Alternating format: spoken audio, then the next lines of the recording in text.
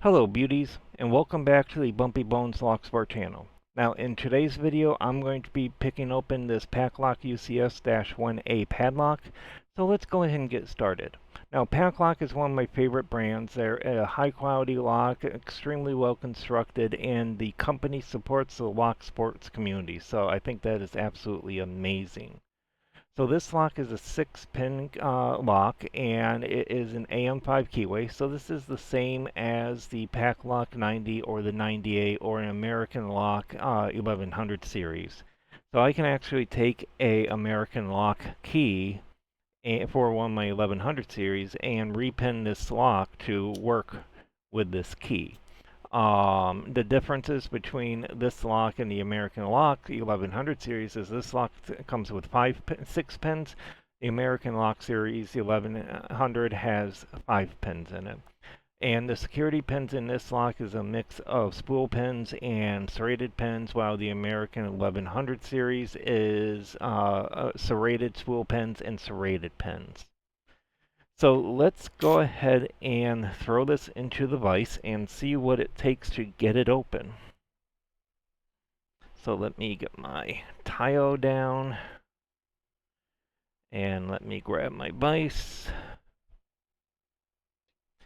Alright, and so let's go ahead and show that the lock is fully working.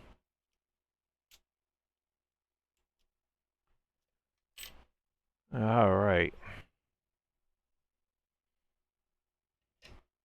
Now, one thing that I do like about this lock, as compared to like say the 90 or 90A, is you'll notice that the keyway is parallel to the sides here. When you're looking at like the American Lock 1100 series or the 90 or 90A, it's offset, and that's because of the retaining bolt here is pushing the cylinder off to the side. They have this secured in a different way. It's similar to a small format interchangeable core, which is I kind of like because I don't have to set my vise at an odd angle to keep things kind of oriented up. So that's kind of cool. So I'm going to be using my Covert Companion.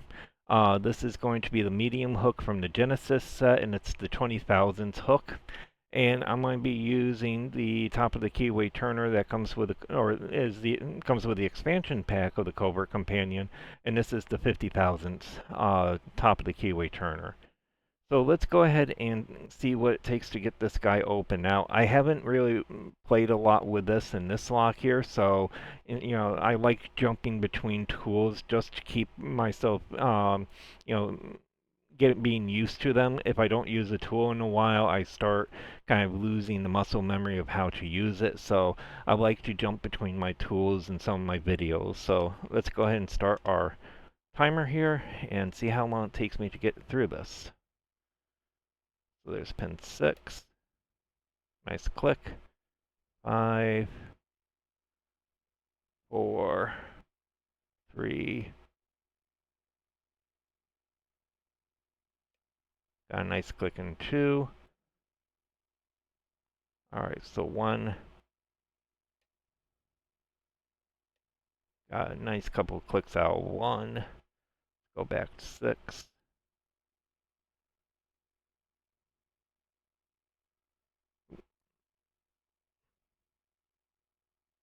6 seems good. 5, 4, 3.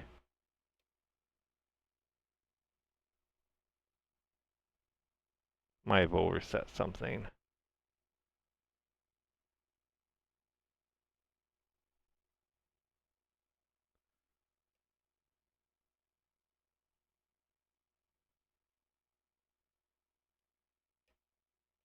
There we go.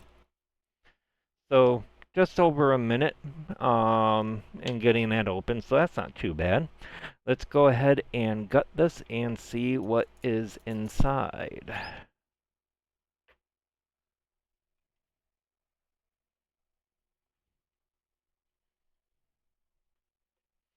Alright, so the American Lock uses a hex screw. I forgot to grab that when I was getting my stuff, but I grabbed the right one first, so yay! So let's go ahead and get that retaining screw out.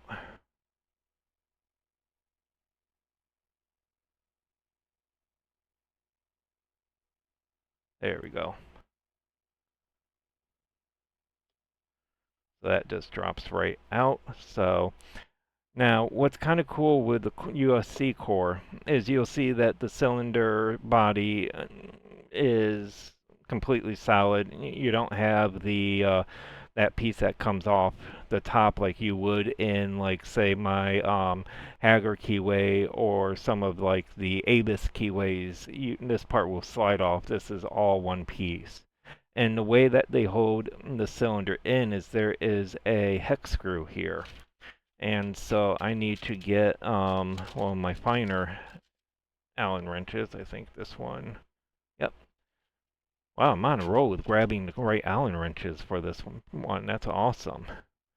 So we're going to go ahead and do this. And I am going to throw gloves on because I did notice that there's a bit of oil here and I freshly oiled them. So keep from getting oil all over the place here.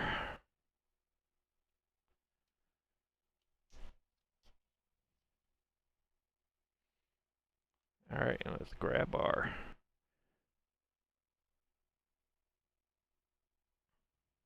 All right. So we don't need to remove that hex screw all the way. We just need to remove it just enough to get the cylinder out. So I'm just going to rotate this and take my flower and push this through.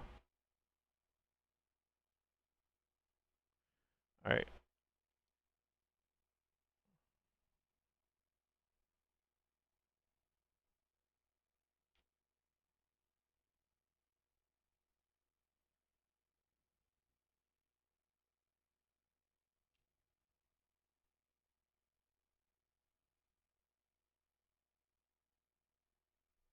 Hmm.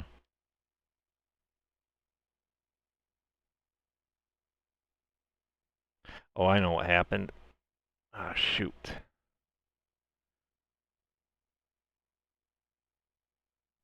All right. How are we going to do this?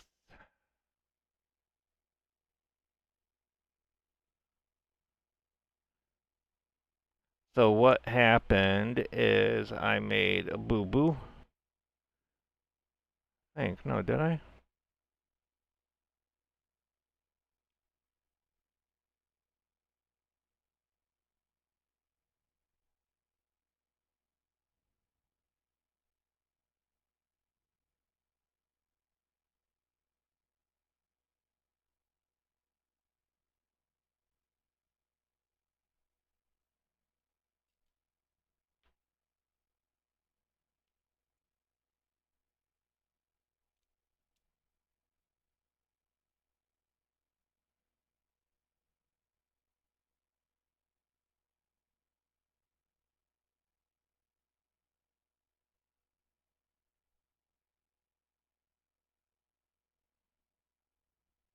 Well, I guess I can't gut this open. I did something that evidently was not right to do, and I just busted the core.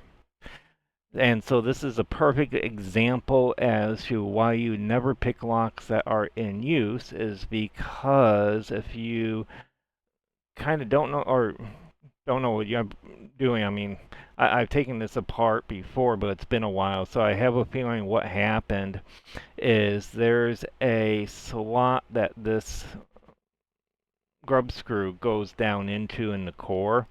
And what I should have done is rotated it counterclockwise 90 degrees rather than trying to pull it out with a clockwise orientation. And what's happening now is that I've got a I dropped some pen down there. In fact, I might actually. Do you know, I'm not going to throw in the towel right now. I might be able to fix this, and the key word is might. Is what I can probably do is if I can turn that up. Ah, all right. I think I did it again. All right.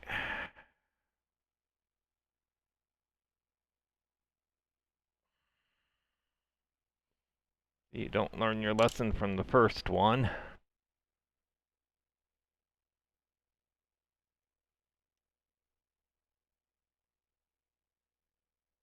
And then you do the second one, you really then mess it up. All right, there it is. All right.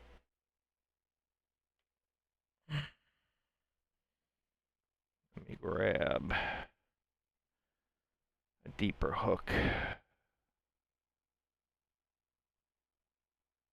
All right, and what I want to do is rotate it the other way. There we go. Okay. Disaster averted. Good. Oh, yeah. Oh, this is going to be an interesting video. All right. So let's go ahead and remove the pins here. And, you know, normally I would re-record this video, but I'm going to upload this video with that mistake. It is a really good example as to why you don't pick locks that are in use, and that every time you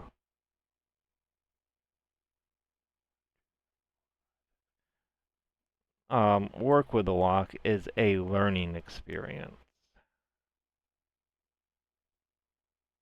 All right.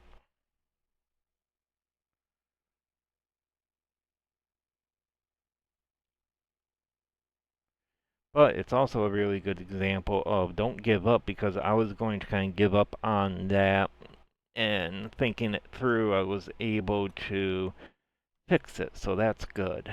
All right, let's go ahead and get our driver pins out. Oh wait, before I do that, I do want to show what went on there. So this is that area that I was talking about, that when, and let me see if I can focus to that. When I rotated the core 90 degrees clockwise, that still allowed a key pin, or one of the driver pins, to drop down inside that, which prevented me from removing the core. When you're pulling this core out, you gotta go 90 degrees counterclockwise in order to pull it out. So just a really important thing with that. All right. So let's continue getting our driver pins out. So we had a spool pin, we've got a serrated pin, got another spool pin, serrated pin, spool, and then last and not least, serrated. So let me turn autofocus back on here. So there you go. So those are the pins that are in this lock. Now, the one thing that I do notice is that the serrated pins are kind of weak on the serration, and not consistent.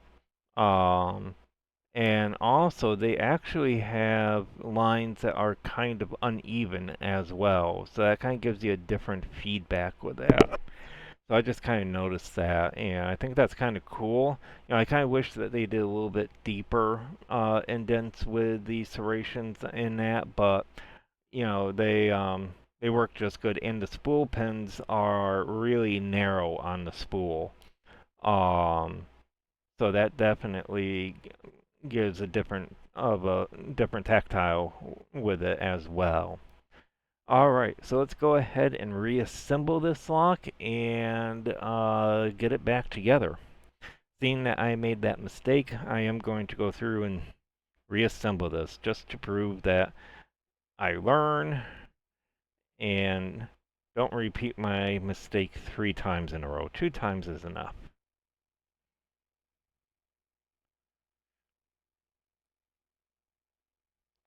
So there are our key pins. And the key is right here. Just to make sure everything looks good. And it does. Awesome. Alright, so let's go ahead and put in our security pins. Now, there are 7 holes, so you want to make sure that you start on hole 6 and not the other hole. Now, if you do the other hole, the pin will just drop through, but it's just something you want to keep an eye on. And wait, that was 1. There's 6. And then 5. And 4. 3.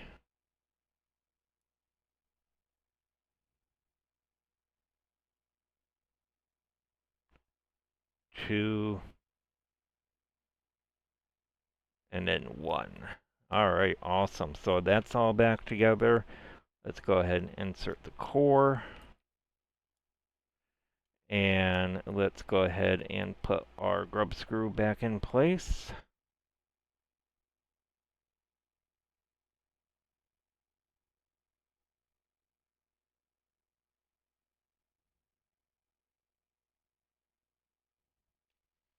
And where's the key? So there we go, everything's in place. Let's go ahead and throw this back in here and